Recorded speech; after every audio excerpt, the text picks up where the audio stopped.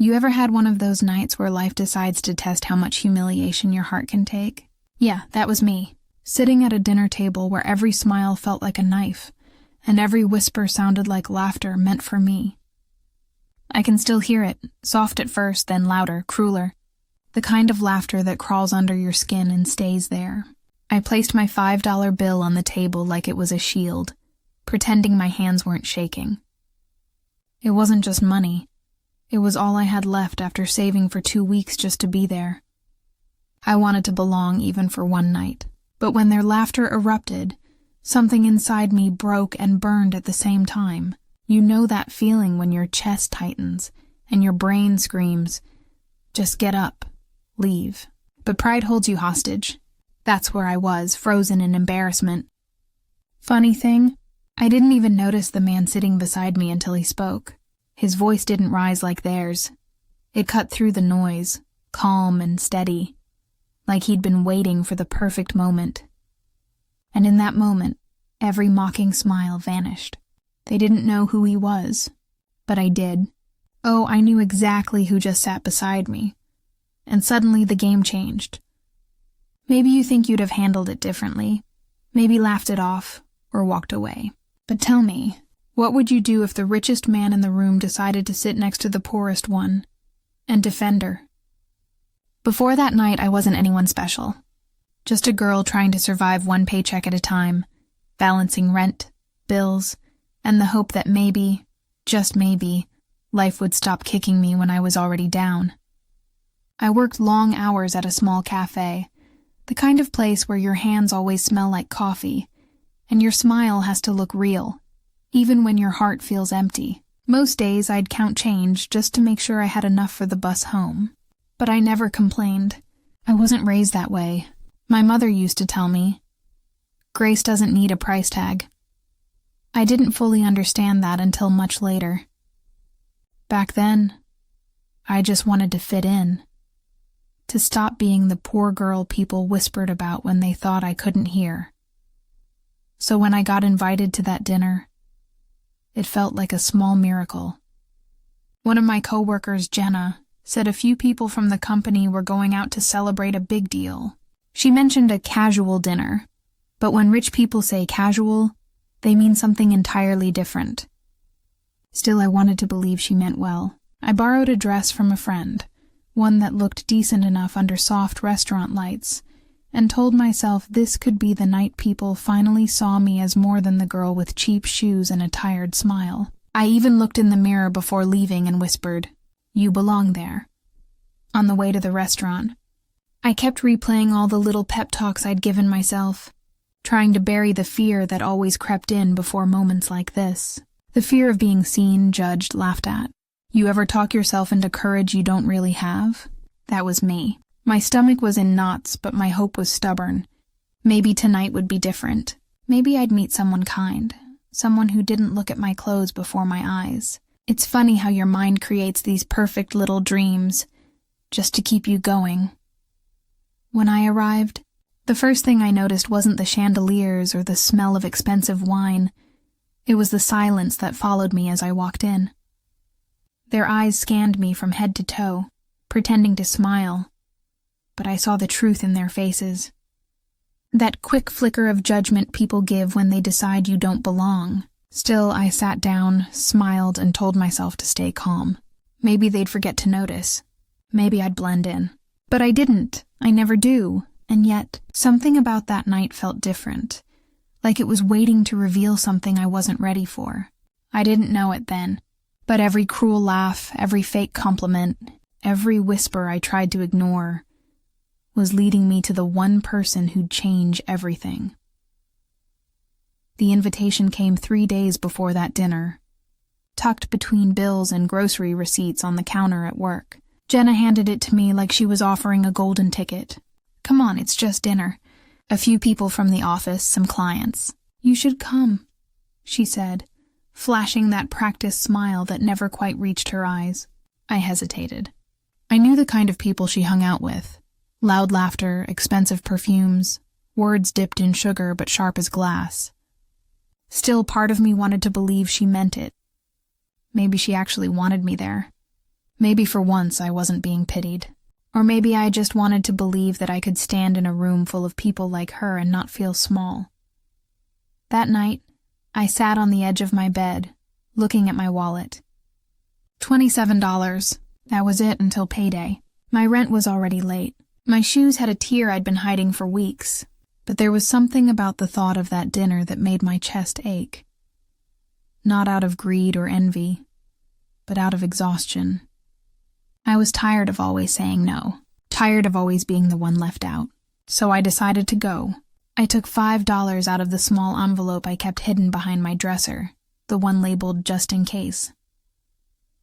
Funny how those words meant survival for me, but to others, $5 was pocket lint. I ironed the borrowed dress twice, hoping the creases would hide the truth that it wasn't mine. I even fixed my hair with a tiny brush that had lost half its bristles. Every motion felt like preparation for something sacred, like I was about to prove to the world that I could belong, even if only for one night. But there was a strange heaviness that followed me as I got ready. You ever get that gut feeling, like life is whispering a warning you can't quite hear? That was me. Brushing my hair, staring into the mirror, pretending confidence. When I stepped outside, the city lights looked softer that evening, like they were trying to be kind. I held my purse close, feeling the edges of that $5 bill through the fabric. My heart thudded with a mix of excitement and dread. What if they saw me as less? What if I made a fool of myself? I almost turned back. But then I thought of my mother again. Her voice, calm and steady. Never let them see you hide from who you are. So I took a deep breath and kept walking. I arrived early. Too early.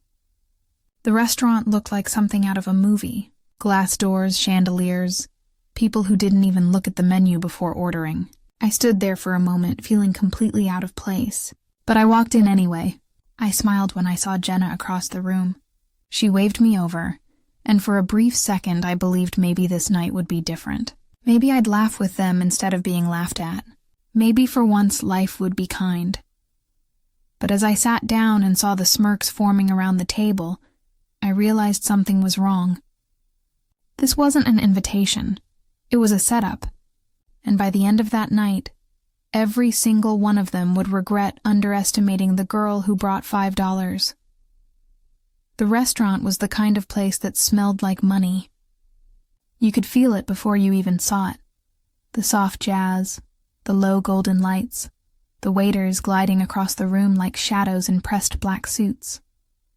Everything looked perfect, polished, untouchable. I walked in trying to act like I belonged, but my heart was racing so hard I could hear it in my ears. The table they'd chosen was right in the center. Of course it was. No hiding there. Every time the door opened, the light from outside hit the silverware and made it sparkle like it was laughing at me. Jenna stood up first, air-kissing everyone like she'd been born in that world. When she saw me, her smile flickered for a second, almost like surprise, then quickly turned into that same rehearsed grin. "You made it," she said loud enough for everyone to hear. A few heads turned. I could already sense the judgment in their eyes. The women looked me up and down like I was a thrift store mannequin someone accidentally brought to a gala. The men didn't even bother to hide their amusement. I forced a smile, sat down, and pretended not to notice. The waiter brought sparkling water for everyone. I asked for plain water. That earned me the first smirk. "Trying to stay healthy?" one of them said. "Or saving the calories for dessert?" Everyone chuckled. I laughed too, because that's what you do when you're cornered by people who pretend cruelty is humor. I picked up the menu, pretending to read, but my hands trembled slightly. The prices looked like phone numbers. I already knew what I'd order. Nothing. Just something small, cheap, quiet. I looked around the table and noticed an empty chair across from me. It felt strange. Every other seat was taken, yet that one stayed untouched. I didn't know it then, but that chair would soon change everything. The laughter around me grew louder as drinks arrived. Stories flowed, and I sat there smiling, nodding, pretending not to feel invisible. Every few minutes someone would make a harmless joke. They weren't harmless. They were precise. Each one chipped away at the little pride I'd brought with me. But here's the thing about nights like that. They test you. They show you what kind of armor your heart is made of. I kept reminding myself to breathe, to stay calm, to hold on to whatever dignity I had left. I told myself, just make it through dinner. Then you can leave. Simple, right? But life rarely sticks to our plans. Because just when I thought I'd finally blend into the noise, the door opened again. A man walked in, quiet, confident, alone. No entourage, no flash. He just nodded at the host and scanned the room until his eyes landed on our table. On me, and as he started walking toward that empty chair, something in the air shifted. I didn't know who he was, but the room suddenly did. The laughter softened, voices trailed off, and every fake smile froze in place. I looked down, pretending not to notice, but my heart knew better. Something was about to happen. Something that would make them remember this night forever. The moment the waiter placed the check on the table, the air changed. You could almost taste the tension, sharp, bitter, uncomfortable. For a second, no one moved. Then the laughter started again, softer this time, but meaner. One of the guys, Ethan, the loud one with the shiny watch, grabbed the bill, glanced at it, and smirked. "All right, everyone," he said, waving it like a trophy. "Let's see who's generous tonight." His tone carried that fake charm people use when they're about to be cruel. Everyone started tossing cards and cash into the pile like it was a game. I sat there quietly, my pulse drumming in my ears. I knew what I had, $5. That's all I could give.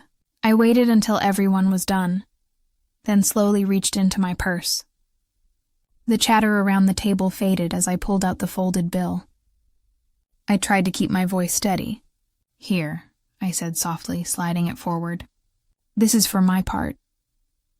It was barely above a whisper, but somehow everyone heard. The silence lasted a second before it broke into laughter. Loud, open, merciless laughter. One of the women almost choked on her drink. $5?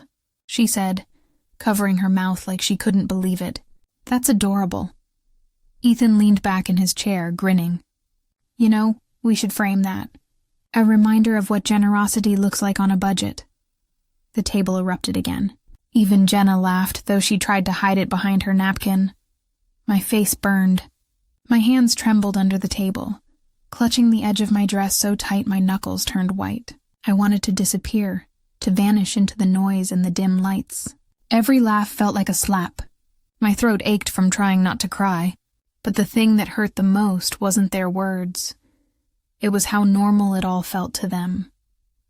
Like cruelty was a form of entertainment. And then I heard a chair move beside me, slow, deliberate. The sound sliced through the laughter like a blade. The man who had come in earlier, the one who'd taken that empty seat, was looking at me. He hadn't said a word all night. Not one. But now, his voice filled the room, calm and low. "Is this what passes for class these days?" he asked. The laughter stopped instantly. He picked up my $5 bill, unfolded it carefully, and placed it in the center of the table. "You know," he continued, looking around at each of them, "I started my first business with less than this." No one dared speak. The same people who'd mocked me were now staring at their plates. The billionaire, I didn't know that's who he was yet, turned his gaze back to me, and for the first time that night, someone looked at me without judgment. His eyes weren't pitying. They were steady, sharp, and strangely kind. "You have more courage than everyone here combined," he said quietly. "Don't ever apologize for what you can give." I couldn't even breathe. My heart pounded so hard I thought he might hear it. He reached into his coat, took out a black card, and slid it toward the waiter. "Cover the entire bill," he said, "and add a generous tip. She's the only one here who's earned my respect." The waiter nodded and hurried away, leaving the rest of them frozen, their pride evaporating like spilled wine. For a moment, no one moved. The billionaire leaned back, calm as ever. "You should all be ashamed," he added. "Mocking honesty while pretending to be important. That's cheap." Then, without looking back, he stood and walked toward the door. The room was silent, except for the faint sound of my own heartbeat. I sat there, still clutching my purse, not sure whether to cry or follow him. But deep down I knew that man hadn't just offended me. He'd changed something inside me, something that would never go back to the way it was before. I sat frozen for a few seconds after he left the table, unsure if what just happened was real or something my desperate mind had imagined. The laughter that once filled the room now hung heavy in the air like smoke, thick, awkward, suffocating. No one looked at me. No one said a word.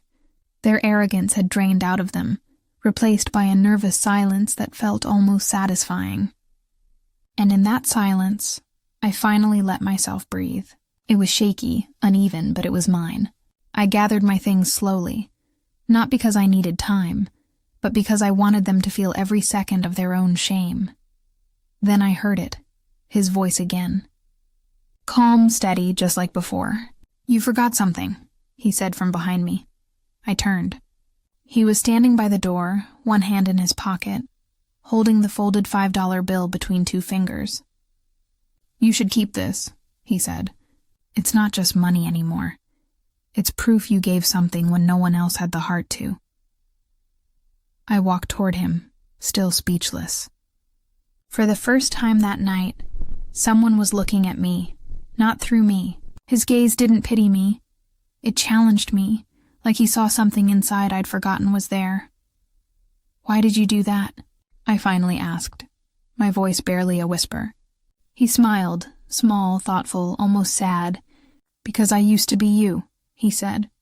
"I know what it's like to sit at a table full of people who measure worth in dollars instead of dignity."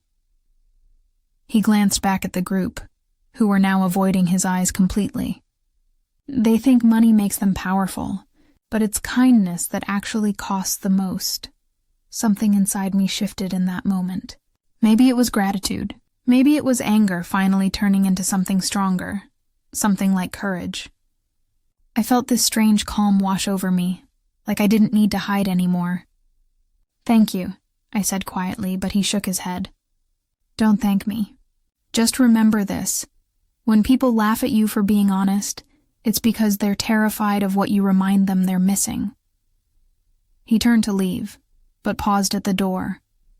"Walk with me," he said. I hesitated for a moment, then followed. Outside, the night was cool and quiet, the sound of the city soft and distant. The glow of streetlights reflected off the wet pavement as we walked side by side. I didn't know his name yet. I didn't need to. His presence was enough. A strange mix of authority and calm, like someone who'd seen the world break people and decided not to let it break him. We stopped by a sleek black car parked under the streetlight. "People at that table," he said, looking back at the restaurant. "They'll forget this night. They'll convince themselves it didn't matter. But you won't. Because it wasn't about them. It was about you realizing you never needed their approval in the first place." He opened the car door, paused, and looked at me again. "Don't let anyone ever make you feel small for what you have. The ones who laugh at $5 usually can't remember what it took to earn one." Then he got in, the car pulling away into the night, leaving me standing there under the quiet hum of city lights. But for the first time in a long time, I didn't feel poor. I felt powerful, like something invisible had lifted off my shoulders. Maybe it wasn't revenge in the usual sense, but it was victory, the kind that leaves a mark no one can see, but you can feel every time you remember who you became because of it. The next morning, the story was everywhere. My phone buzzed nonstop. Messages, notifications, missed calls. I thought maybe someone had tagged me in a photo or shared a video from the dinner, but when I finally opened it, My breath caught. There he was, the man from last night, on every news headline, every business feed, every trending page. Alexander Cross, billionaire philanthropist, CEO of Cross Enterprises. My hands went cold. I stared at the screen, reading the same sentence over and over. The man who'd stood up for me wasn't just wealthy. He was the Alexander Cross, one of the most powerful men in the country. The same man people wrote books about. The same man whose foundation helped thousands of families out of poverty. For a moment, I just sat there, stunned. Everything that had happened replayed in my mind. The quiet confidence in his voice, the way the entire room froze, the respect he demanded without ever raising it. It all made sense now, but what struck me most wasn't his money or fame. It was how he'd treated me before I even knew who he was. He didn't defend me because he could. He did it because it was right. By noon, word had spread across the company. Jenna called me, voice trembling with panic. "Grace, did you know who that was? You were talking to him." Her tone was different now. Nervous, apologetic, desperate to sound friendly. Everyone who'd laughed that night suddenly had a reason to pretend they hadn't. Some even sent me messages, fake apologies dressed in excuses. I didn't respond to any of them. I didn't need to. The tables had turned all on their own. That evening, I got an email from an address I didn't recognize. It was short, simple. "You handled yourself with more grace than most people handle success. Lunch? Tomorrow. AC." I must have read it 10 times, half convinced it was a prank. But it wasn't. The next day, I found myself sitting across from him again. This time not at a crowded table, but a quiet garden cafe overlooking the city. He wasn't surrounded by wealth or people trying to impress him. He was just human, calm, present. "You don't owe me anything," he said, as if reading my thoughts. "But I owe you a conversation. You reminded me of something I'd forgotten, that real value doesn't shout." I smiled nervously, not sure what to say. He continued. "You see, I built my first company from the ground up. Slept in my car, ate once a day if I was lucky. Back then, no one took me seriously either. And then one day, someone believed in me. Sometimes all it takes is one person to remind you that you're not invisible." His words hit me harder than I expected. Maybe because I'd spent years feeling unseen, unheard, like my life was happening behind glass. But at that moment, sitting across from him, it felt like the world had finally noticed. When we stood to leave, he handed me a small envelope. "This isn't charity," he said. "It's an opportunity. If you're ready to believe in yourself as much as you did that night when you offered what little you had, then come work with me." Inside was a card, a contact, a door, a chance. As I walked home that day, the city looked different. The streets I used to rush through now felt lighter, almost forgiving. For the first time, I wasn't ashamed of the $5. It wasn't a symbol of poverty anymore. It was a reminder that even when the world laughs at you, your worth isn't theirs to measure. Silence fell after his words. Even the sound of glasses being set down seemed afraid to interrupt. The waitress, who moments ago had looked ready to scold me for taking up space at their table, suddenly smiled. Not that forced kind of smile, but one mixed with awe. And me? I didn't know whether to cry or laugh, because in that single moment, all those humiliations, all those whispers, all those quiet nights wondering if I was ever enough, they turned into nothing more than noise. The billionaire looked at me again, his expression calm but firm, and said, "People who judge others by what they can spend forget the real currency of life, integrity." That line burned itself into my memory. It wasn't about defending me. It was about defending something that too many people forget, human worth. He stood, left a generous tip that could probably pay for everyone's dinner twice, and walked out with the same quiet grace he came in with. And before following him, I turned back to the group, looked each one of them in the eye, and simply said, Money shows what you have. Kindness shows who you are. Then I left. But the story didn't end there. That moment, that public humiliation turned into public redemption, changed how I saw people and how I saw myself. I realized how easy it is for society to mock the poor, to treat humility as weakness, to forget that every so-called nobody has a story that could humble the loudest somebody. I used to think being poor meant being small, but that night I learned being poor only means you haven't stopped trying. The billionaire later offered me a position at his company, not because I needed saving, but because he said, "You have something most people lose once they have too much: dignity." And for the first time in my life, I understood that real power doesn't come from money or luxury. It comes from surviving what others couldn't, from standing up after being laughed at, and from never letting the world decide your worth. So, if you've ever been made to feel small or out of place, or like you don't belong, remember this: people can only laugh at you until life gives them a reason to listen. And when it does, they'll realize that what they mocked wasn't your failure. It was their blindness. Years have passed since that night, but I carry it with me like a quiet medal of honor. I still remember the taste of fear, the tightness in my chest, the way every laugh cut sharper than knives. But I also remember the calm in his eyes, the strength in his silence, and the lesson that no amount of money can buy courage, and no mockery can take away dignity. That $5 bill, once a symbol of my insecurity, is now a reminder of resilience, of courage, and of the unexpected kindness that can change your life in a single moment. I walk through life differently now. I no longer shrink when others judge, no longer lower my voice to avoid attention, and no longer let whispers define me. That night taught me that the world is quick to laugh, slow to understand, but that doesn't matter. What matters is how you carry yourself, how you respond when all eyes are on you, and how you value yourself when no one else seems to.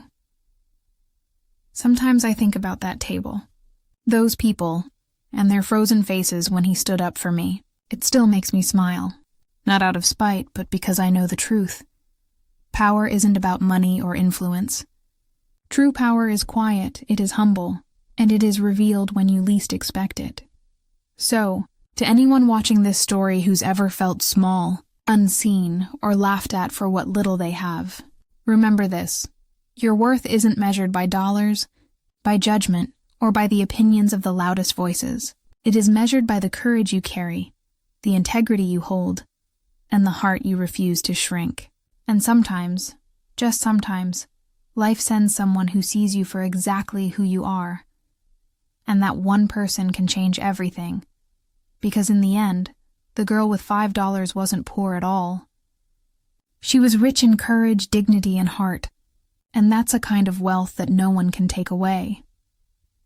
The story doesn't just end with the dinner. It ends with the lesson that no matter how small you feel, you have the power to make the world notice your worth.